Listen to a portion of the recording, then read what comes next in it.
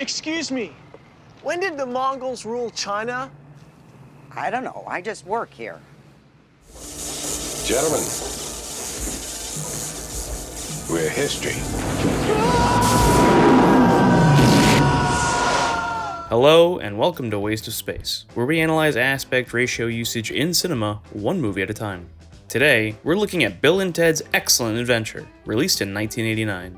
I have an interesting history with this movie, having first watched it on TV during a children's morning block on some channel I can't recall the name of. I want to say it was Jetix, but I have no idea.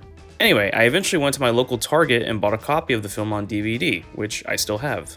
And if you look on the back here, you'll see the film is listed as having an aspect ratio of 2:3:5 to 1. The TV version I saw had the opening credits letterboxed, so I could see the film was supposed to be in a very wide aspect ratio.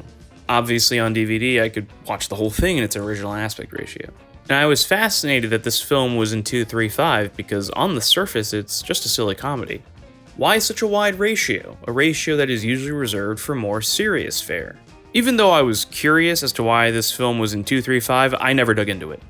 See, around this time in the early 2000s, the only reason I cared about seeing movies in their original aspect ratios was because that's how they were supposed to be seen. And I never analyzed any of this in depth because I was 10 or 12 or whatever. In any case, movies like Bill and Ted's Excellent Adventure are an integral part of my journey with aspect ratios and how I came to love them. So, now that I'm a grown man with more life experience, what can I say about this movie's use of widescreen? Well, it's great, so great in fact, that I really wanted to quickly show you this moment of Bill and Ted leaving school. I like it that much, even if I had to show it to you sped up. You only got so much time, you know? Elsewhere, use of widescreen in this film is so functional that I can just say characters and settings and show those examples over and over. And you will no doubt keep seeing those types of examples throughout this video. But for Bill and Ted's Excellent Adventure, I want to do something a little different. I am going to focus on 4 things: Rufus, Napoleon, the mall montage, and New Mexico 1879. Each of these 4 things will allow me to really dig into the way widescreen is used in this film, as I feel they each provide unique and creative examples. So let's get to it. Let's start with Rufus. He's the narrator of the film, though this movie doesn't have much narration to begin with. He's the only character to talk directly to the audience and is the first person we see after the opening credits. He also doesn't show up that much, but he shows up when it matters. His first scene is just him in a black void, but he's off center. He's centered in other scenes, but in this first scene he's not. Now, I could say it's like how the main title of the film is also off-center, and while that still remains a mystery to me, Rufus being off-center in this opening is intentional. For you see, when he begins talking about wild stallions, the camera doesn't have to adjust much to show off that image on the right. In fact, by keeping Rufus off-center the whole time, we, the audience, get used to it, letting the filmmakers give us our first glimpse at our heroes without having to drastically change the viewpoint. Is that a lot to look into for a scene of a man in a black void? Maybe. But Rufus is also off-center at the end of the film when he's hanging out with the band. This whole sequence is a good example of characters grouped in an environment. But notably, at least to me, is when Rufus picks up an electric guitar and plays. We have this shot of the whole group before a medium close-up of Rufus, along with a reaction shot of the 4 other characters. I love this sequence due to the way it plays with framing and editing. So obviously George Carlin as Rufus is not actually shredding on electric guitar. Editing makes it look like he is, but there's more to it. When we see the top of Rufus, there's plenty of space, right? But when we're looking at his hands shred, the guitar and his torso take up the whole frame. What I realized on repeated viewings is that the way Rufus is framed up top is complemented by the way he and the guitar are framed. I don't think I'm articulate enough to explain this, but basically check this out. When both shots are seen as complementary to each other, the framing makes sense. Let us now move on to Napoleon, who is comedically and inaccurately depicted as short, but that's not what we're here to talk about. This guy has his own little adventure while our leads are out capturing historical figures. A minute or 2 after he's introduced, he's thrown into the circuits of history, following the telephone booth before it makes it back to San Dimas. It's here we get this wonderful shot of Bill and Ted in the foreground while Napoleon lands on a branch in the background. We don't see much of Napoleon again until he's hanging out with Ted's brother. At one point during all this, he's once again lying flat on his stomach, and when he gets kicked out of the bowling alley, he's alone completely.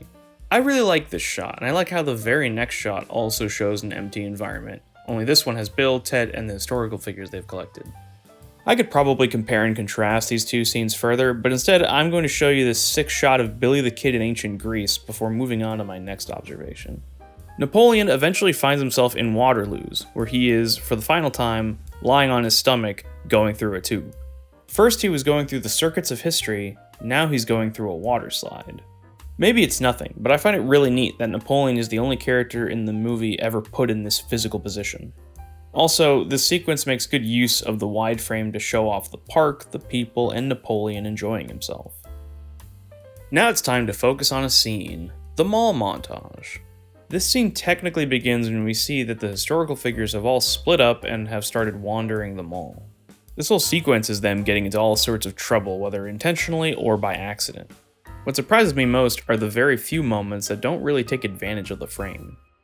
Abe Lincoln right here and Joan of Arc for this moment are a few of the only shots that are victims of the format.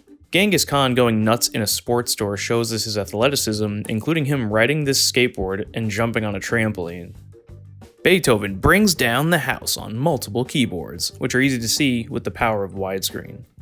Joan of Arc gets extremely excited over aerobics, and the people around her seem to dig it.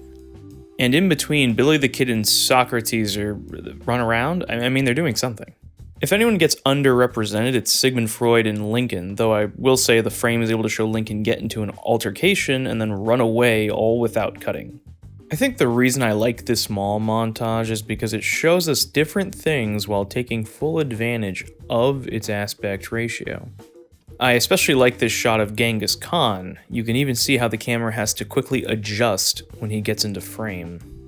Then you got Beethoven over here, just playing music and getting in trouble for it. While it's not cool he got in trouble for rocking out, it is cool that the frame can so wonderfully capture his section in the montage. The last scene I want to cover is New Mexico, 1879. This is when Bill and Ted meet Billy the Kid in the Old West. Much of this scene focuses on the environment via wide shots, which you can see here at the beginning. Even when they're in the bar, a lot of the shots are showing off the bar and patrons. Most of the close-ups focus on characters, including the guy who first encounters Bill and Ted while using the outhouse. Pretty standard stuff so far, but then Billy the Kid arrives, and the wide frame captures him being cool as heck while also showing off the bar. From here we get some more close-ups, such as those of Billy shuffling cards, as well as Bill breaking his poker face to declare, Whoa, 3 aces! Once it's revealed Billy is cheating at cards, a fight breaks out, and there's a good mix of wide and medium shots, in addition to a few close-ups. There's this really great moment where Bill and Ted get cornered. The camera follows them as the men get closer, until finally there's a close-up on Bill just before he gets thrown onto the bar and his head through a wall. Ted follows, and the frame easily captures both the boys and the ladies on the other side. Right after is a great shot, where our heroes are on the right, and the cowboys are on the left. It's a Goodyear blimp! Huh? Then we see one of the few extreme close-ups in this scene. A cowboy fires their gun at another's foot, giving our heroes the opportunity to leave the saloon and run for the time machine.